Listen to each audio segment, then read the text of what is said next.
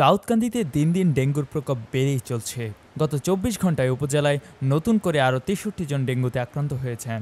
সোমবার দাউদকান্দি উপজেলা স্বাস্থ্য কমপ্লেক্সে ভর্তি হয়ে ১৩ জন চিকিৎসাধীন রয়েছেন।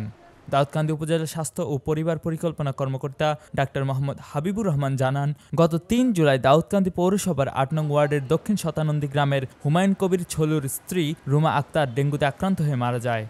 তিনি ঢাকা বনশ্রী ফরাজি হাসপাতালে চিকিৎসাধীন ছিলেন। গত ৩০ জুন দাউদকান্দি অ্যাপোলো হাসপাতালে ভর্তি হলে ২ জুলাই ঢাকায় রেফার করা হয় এবং ৩ জুলাই তিনি মারা যান। এ নিয়ে দাউদকান্দিতে মোট মৃত্যুর সংখ্যা ছাড়ল ৭ জন। পৌরসভার ৮ নম্বর ওয়ার্ডের একজন মহিলা মারা গিয়েছেন, যিনি আক্রান্ত হয়েছিলেন ৩০ তারিখ। আক্রান্ত হয়ে পৌরসভার একটা বেসরকারি হাসপাতালে ভর্তি ছিলেন। সেখান থেকে ২ তারিখ ওনাকে রেফার করা হয়েছে। উনি ঢাকায় একটা বেসরকারি হাসপাতালে ৩ তারিখে বিকালে গিয়েছেন এবং সন্ধ্যাবেলায় উনি মৃত্যুবরণ করেছেন। এই নিয়ে মৃত্যু সংখ্যা দাঁড়ালো গিয়ে ৭-এ। ৭ জনই দাউদকান্দি পৌর এলাকায় বসবাস করত। সেজন্য আর আমাদের দৈনিক যে শনাক্ত হচ্ছে তার ৯০% বেশি পৌর এলাকা থেকে শনাক্ত হচ্ছে।